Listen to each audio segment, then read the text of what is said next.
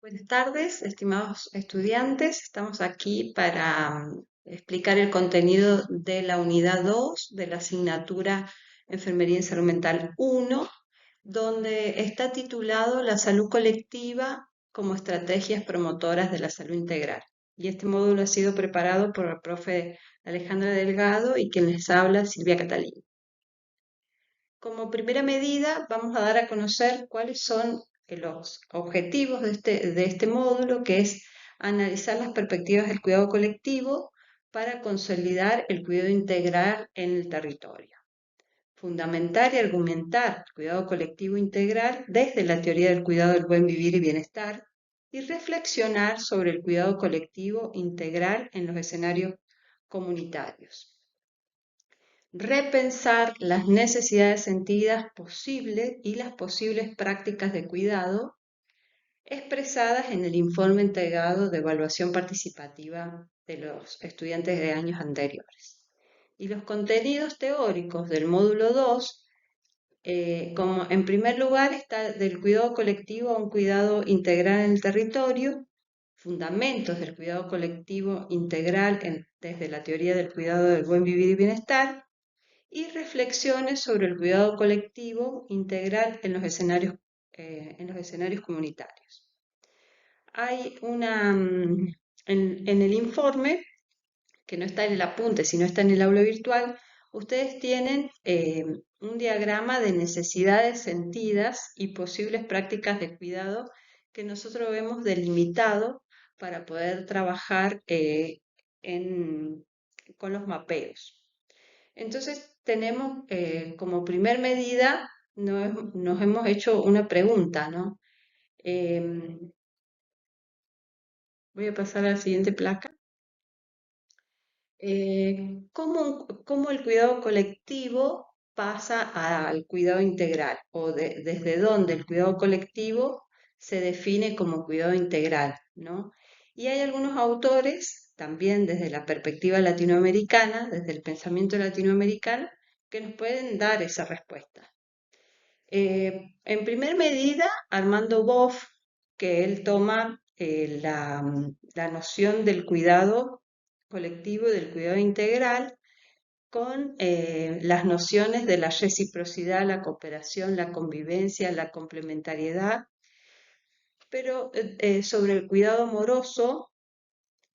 y el respeto hacia el otro, integrando al otro como ser la naturaleza, ¿no? Y podemos también integrarlo al territorio. Entonces, los seres no humanos también. Entonces, en esa construcción de reciprocidad, interconexión e interdependencia con la naturaleza, también cuidar y sentirnos parte. O sea, ser un nexo, estar conectado para que eso nos dé armonía y plenitud. Desde ese lugar, y si nosotros pensamos que nuestros cuidados de enfermeros son integrales desde ese lugar, tomando el entorno como no un entorno alejado de la naturaleza y de los seres no humanos, es que ese cuidado, si vamos tomando esa noción de la convivencia, la cooperación, la reciprocidad, la solidaridad, y de vivir en esa interdependencia e interconexión con la naturaleza, vamos pasando de un cuidado colectivo, que lo hacemos con las personas, en los barrios, en las comunidades, a un cuidado integral si tomamos el cuidado de la naturaleza. Y también pensar que el cuidado se realiza desde lo individual a lo colectivo y de lo colectivo a lo integral, pensando en que hay tramas colectivas que son plurales, que son abiertas,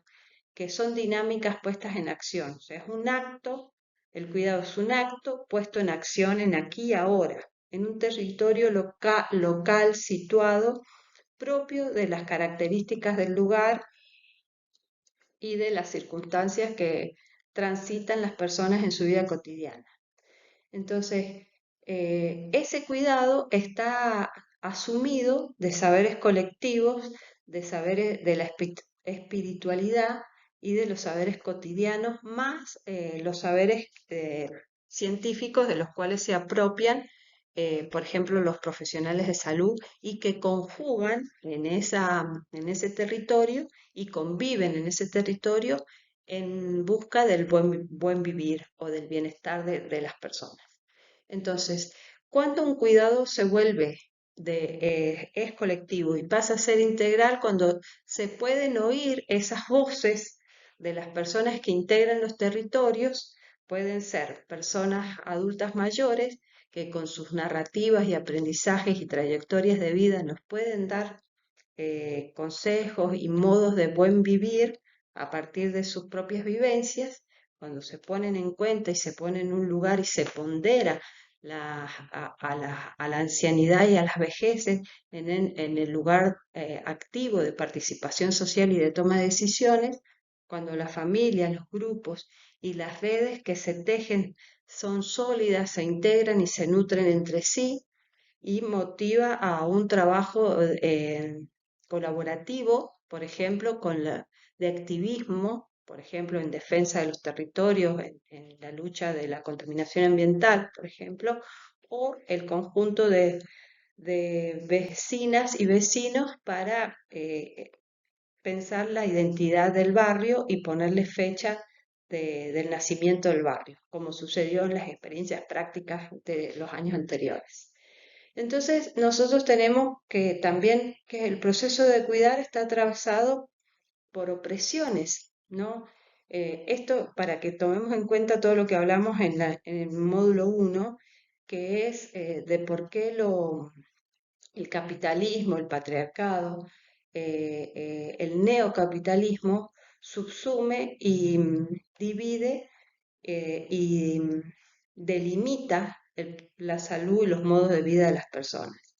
Y en estas formas de trascender lo individual, nosotros estamos promoviendo formas de vida colectivas para trascender estas barreras y estas opresiones que nos da el capitalismo, el neoliberalismo o el patriarcado, y que se manifiestan siempre en cuestiones de poder o roles de género inequitativos o no igualitarios, eh, y se visibilizan a veces en formas de violencias o de formas de vida no saludables. Entonces, una conjunción más que da al cuidado colectivo para poder volverse integral es que la territorialidad, la reciprocidad, la vecindad,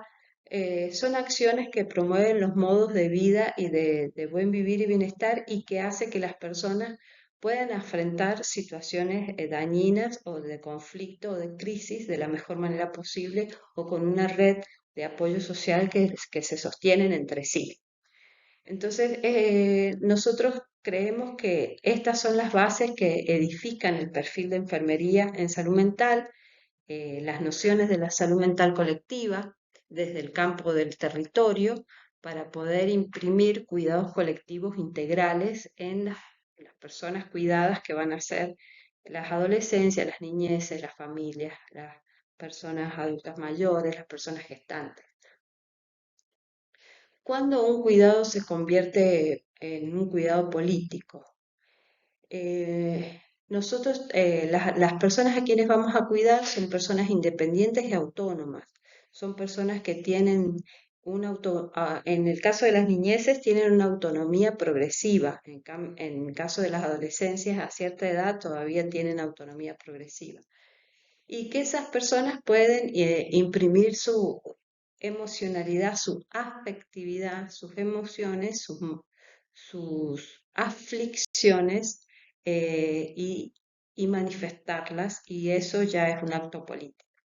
Transitar en las escuelas es un acto político. Vivir en vecindad es un acto político. Y cuidar desde ese lugar, por eso decimos que cuidar desde ese lugar es un acto político también. Estar inmerso, nosotros como profesionales de la salud, futuros profesionales de la salud, estar inmersos en la cotidianidad de las personas, transitar sus mismas calles, vivenciar su cotidianidad, tomar ciertas experiencias, de vida o reconocer modos de vida, es lo que hace también a que sea el cuidado sea un acto político, porque de alguna manera estamos pensando en cómo cómo hacer vivir bien a esas personas, cómo hacer que esas personas afronten sus situaciones de crisis o de malestar lo mejor posible, creando en nosotros una red de apoyo y de sinergia para poder que junto con otras organizaciones como ser la escuela, el centro vecinal, el centro de salud, la universidad, puedan esas personas usar esos recursos para que puedan movilizar y transitar por un buen vivir. Entonces, lo que hace a un cuidado integral son las redes, justamente, la interconexión que hay para cuidar la vida. Y si empezamos a cuidar, a pensar, a cuidar cómo cuida una enfermera que se fundamenta en el cuidado del buen vivir y bienestar, nos centramos en los conceptos del metaparadigma de la autora de la teoría, que es Silvia Cárcamo, y que ella define, como cualquier otra teoría, en sus metaparadigmas, personas, salud, entorno, cuidado. Y dentro de eso, de esas definiciones, nosotros volvemos a retomar por qué un cuidado es político, por qué un cuidado es democrático, por qué un cuidado es un acto puesto en acción aquí y ahora. Y en todo momento, esos procesos son cuidados que devienen siempre con un otro, en co-construcción, en co-creación con un otro. No es que bajo una línea de planificación aislado de desde la óptica de lo que a la otra persona le está sucediendo, sino que trato de comprender sus propias vivencias y experiencias desde el mismo lugar o desde la misma óptica de cómo esa persona lo siente o lo más cercano posible de cómo la vivencia para poder interpretarlo y juntos pensar en un proceso de cuidado acorde a sus necesidades más sentidas. Y en base a eso ir delimitando qué acciones de cuidado, qué procesos de cuidado se pueden proponer y en qué medida esa persona va a tomar un rol activo en su capacidad en la toma de decisiones, en la participación del cuidado de su propia vida. Y cuando nosotros definimos también los otros metaparadigmas, entorno, persona, siempre lo vamos a concebir, así sea un niño o niña, como un sujeto de derecho, como un sujeto político, como un sujeto sintiente, como un sujeto con un cuerpo sexuado, y desde ahí pensar las intervenciones. Y no encasillarlos en una edad cronológica, en una etapa cronológica, porque eso no lo define. Lo definen sus trayectorias de vida y la multiplicidad de situaciones y dimensiones que esa persona está viviendo en un lugar donde transita su vida cotidiana que es propia de ese lugar y de manera particular en lo que le está sucediendo en el aquí y ahora. Esos son los metaparadigmas. Ustedes tienen definido en el apunte qué es salud, qué es persona, qué es entorno para Silvia Cárcamo, solo que ustedes tienen que retomar para definir qué es salud, qué es persona, qué es entorno de las personas que a ustedes les ha tocado transitar en su práctica. Entonces, definir o redefinir desde ahí qué es persona, salud, cuidado y entorno. Si nosotros pensamos que cuidado es político, es soberano, es democrático, es diverso, es plural, ¿por qué utilizo una metodología puesta en acción como el mapeo social? ¿Para qué me sirve? ¿Qué resultados voy a obtener respecto a eso en relación a lo que yo quiero obtener? Entonces, a nosotros nos parece, como equipo de cátedra, nos parece que las necesidades sentidas de los modos de vida de las infancias, de las adolescencias, de las personas gestantes, de las familias y de las personas ancianas, adultas, mayores, nos resulta interesante que las necesidades sentidas pueden revelarse a partir de una cartografía social. Ah, y en otros momentos de la asignatura, en la enfermería SM2, usamos una intervención de taller desde la educación popular. Y en la enfermería de salud mental 3 usamos la metodología de la asamblea. Y nos parece que eso nos da resultado porque se acerca de manera participativa, hacemos gestión participativa con las personas y lo hacemos desde un lugar horizontal donde no hay jerarquías de poder o donde se diluyen las fronteras de lo científico y lo popular y vamos bajo una misma óptica tratando de descubrir cuáles son los modos de vida de las personas más sanos, cuáles son los modos de vida de las personas qué situaciones o sucesos transitan las personas que les da bienestar para sus vidas. Les decía que nosotros usamos como herramienta en enfermería de salud mental 1, usamos como herramienta para captar las necesidades sentidas de las personas como una especie de valoración de cómo es el modo de vida de esas personas, los mapeos de cuerpo-territorio, mapeo de red, mapeo de memoria territorial. Para nosotros esta herramienta es esencial porque vamos a visibilizar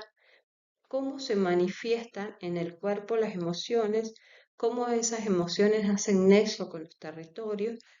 y cómo se apropian las personas también de los territorios, de las luchas y de las defensas de los territorios que van transitando.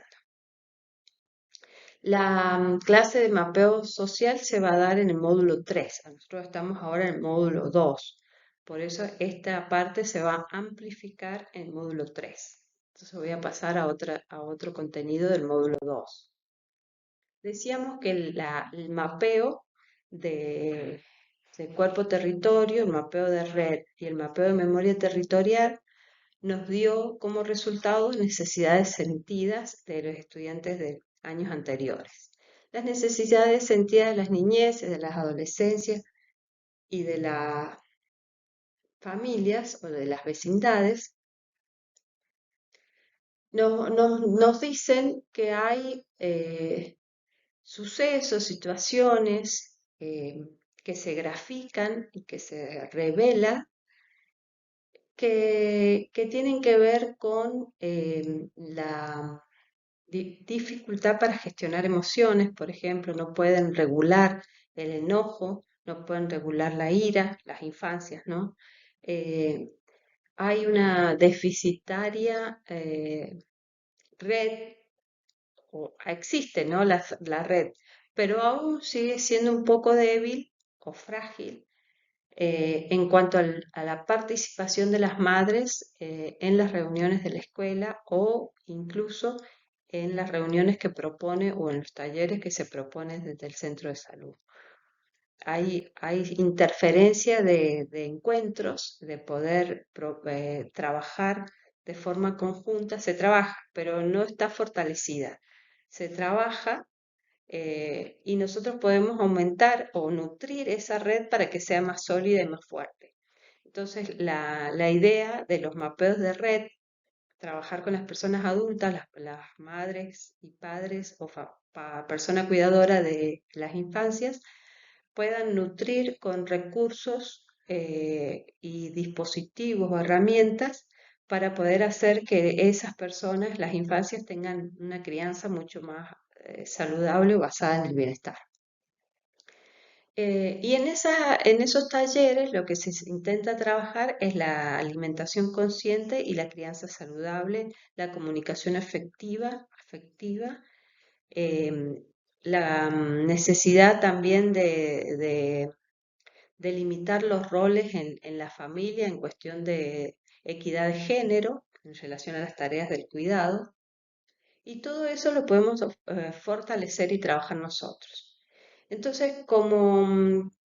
necesidades sentidas en las niñeces serían esas, que también están en los cuadros de modelos, modos de vivir que se describen en el cuadro de informe que está en novedades y que en general describen cómo transitan las niñeces su vida cotidiana. Hay algunas ausencias, una fragilidad en los vínculos socioafectivos de padres y madres.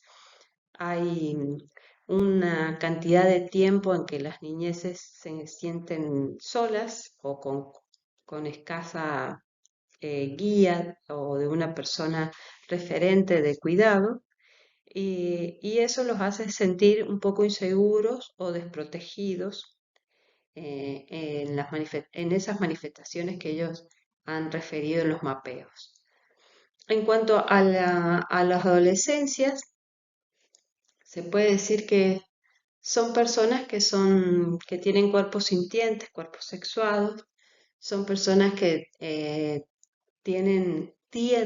a tener conductas abusivas o un tanto violentas en cuanto al trato, burlas, empujones, falta de respeto o no se respetan en el momento de hablar, discuten, entonces o tienen un temperamento muy ofuscado o no controlan las emociones, entonces lo que podemos trabajar con esas personas es que puedan referir cuáles son las situaciones que le producen esa sensación de enojo o manifestación de la tristeza, cuáles son los sitios, los lugares que le producen tristeza o los momentos del día que se ponen tristes, para que nosotros podamos intervenir desde nuestro lugar o hacer un llamamiento al centro de salud para que puedan intervenir si es que esos resultados salen en los mapeos. Y que podamos nosotros pensar o acercarnos con precisión, con mayor precisión, a cuáles son las necesidades o las aflicciones y también los procesos de bienestar por los que transitan las personas adolescentes. En cuanto a las familias o las personas que acompañan las crianzas en las escuelas, personas adultas que acompañan a las crianzas, podemos decir que tienen escasa red entre ellas, no se conocen o que no tienen una red de afecto o de solidaridad o de cooperativismo, y que a pesar que han pasado situaciones de dificultad en las escuelas, no han tenido la capacidad de afrontar esa crisis o ese conflicto y ha quedado no resuelto. Entonces, nosotros podemos trabajar con el mapeo de red para fortalecer esas soluciones o esas estrategias de afrontamiento y consolidar la red entre la escuela, el centro de salud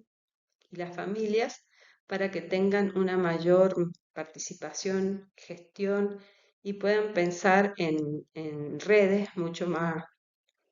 fuertes para vencer ciertas adversidades o para trabajar por el bienestar de las crianzas y de sus propias familias, en el barrio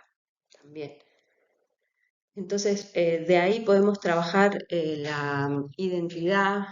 el sentido de pertenencia, la barrialidad, la vecindad, para que todos se sientan parte de un mismo y de conexiones con la naturaleza, de interacción y de cuidado de la naturaleza o de los seres no humanos o del agua como un sujeto de derecho. De ese mapeo de red pueden resultar que podamos realizar intervenciones más específicas en relación a la demanda que ellos hacen en los mapeos. Las demandas o las necesidades o situaciones o problemáticas que refieren en los mapeos y que debieran ser resueltas y que nosotros vamos a tener esa información para poder decidir en conjunto qué hacer o qué intervención siguiente realizar. Entonces, es como que de alguna manera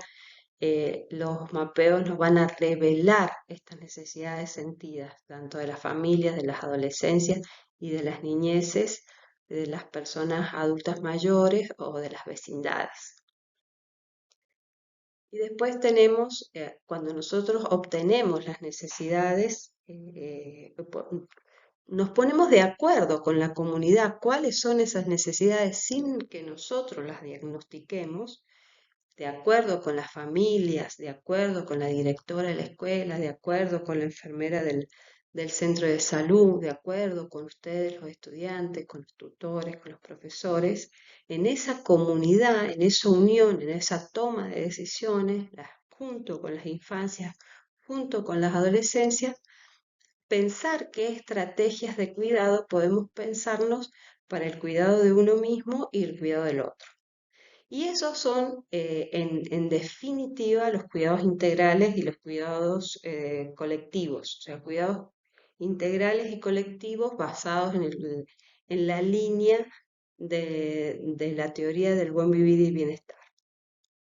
Cuando hay una conjunción, cuando hay una reflexión sobre las prácticas, donde hay un ida y vuelta, donde hay un lazo que se sostiene y que se nutre con la propia comunidad, desde la universidad con la propia comunidad, es que esos cuidados pueden ser o volverse efectivos y transformadores de la realidad.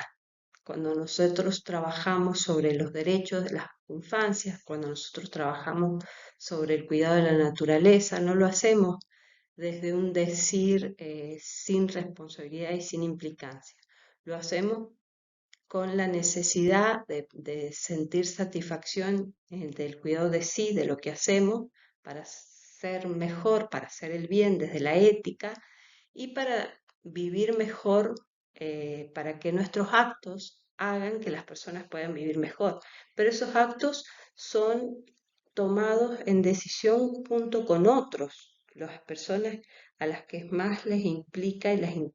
intervienen y que son las que transitan su vida cotidiana en esos barrios.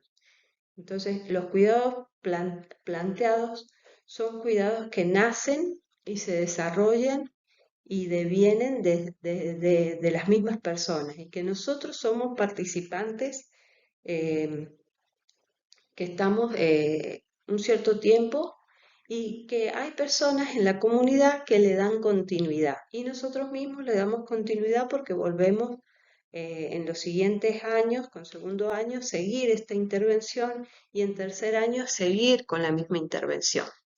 Entonces, por eso nosotros creemos que hay un cierto grado de hallazgos, de logros implementando esta teoría porque tenemos estos hallazgos que hemos tenido estos 2 años de trabajo. Entonces, ¿cómo cuidar, otra vez, cómo cuidar a las personas, a las niñeces, a las adolescencias, a las vecindades? ¿Cómo cuidarlas desde nuestra carrera, desde nuestra posibilidad, desde lo que nos habilita el ejercicio profesional? Creemos que siempre va a ser desde la lectura de las necesidades que las podemos transformar en derechos, desde los cuidados que trascienden las fronteras de lo individual para transformarlos en cuidados colectivos integrales, y creemos que todo eso es en base a un pensamiento científico desde la teoría de la complejidad, desde la teoría del pensamiento latinoamericano, del pensamiento crítico, de la reflexión sobre la práctica, desde las metodologías de, de Paulo Freire, desde la pedagogía sentipensante de Armando Boff. Todos estos nos dan, y la teoría de Silvia Cárcamo, de teoría disciplinar, que nos da una perspectiva, nos da un horizonte, nos da una base para poder delimitar nuestras prácticas de cuidado desde ese lugar. Y que esas prácticas que yo realizo, que ustedes realizan junto a un otro, son transformadoras tanto para uno como para otro. Y eso nos hace hacer un nosotros. O sea, estamos dentro de la esfera de los cuidados y no desde afuera pensando. Estamos adentro del territorio pensando cómo vivir bien y cómo transformar nuestras vidas para mejor, transformar realidades. Y desde ese lugar el cuidado también es emancipatorio. Bueno, entonces nosotros ya estamos cerrando y queremos precisar qué reflexiones hemos llegado para que ustedes puedan pensar las actividades que tienen que hacer en esto de cómo es cuidar en los territorios, cómo es cuidar la vida de las personas y cómo es cuidarse así, cuidado de sí, cuidado de un otro. Y bueno, y yo creo, como pensamos siempre con los profesores y con otros pensadores y con otras personas que estudiamos, es que hay que transitarlo, hay que caminarlo, hay que andar en el territorio. Y eso lo hace con frecuencia nuestra compañera Tomasa Yampa, la que transita los territorios y que nosotros acompañamos. Y esa clave territorial que se hace junto con las personas en la comunidad y con ustedes, invitándolos a hacer estas prácticas en el territorio, que son supervisadas por los tutores, nos ayuda a reforzar la aplicabilidad de la teoría del cuidado, pero también nos ayuda a crecer como profesionales, como personas y como ciudadanos, y nos habilita también a defender el derecho a la vida, el derecho a vivir bien, a vivir a un buen vivir. Y eso nos genera una conjunción de saberes situados, sociales, saberes cotidianos, saberes ancestrales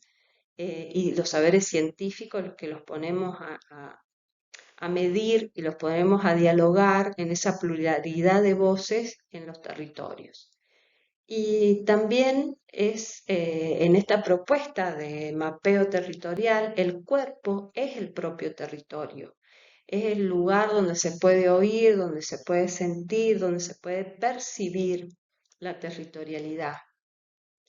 Y eso implica el cuidado de sí. Si yo cuido el territorio, me cuido a mí misma, cuido a la naturaleza y eso se convierte en un acto político, en un acto democrático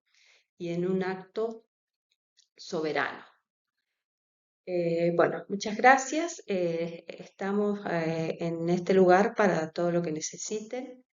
Hemos terminado la presentación del módulo 2.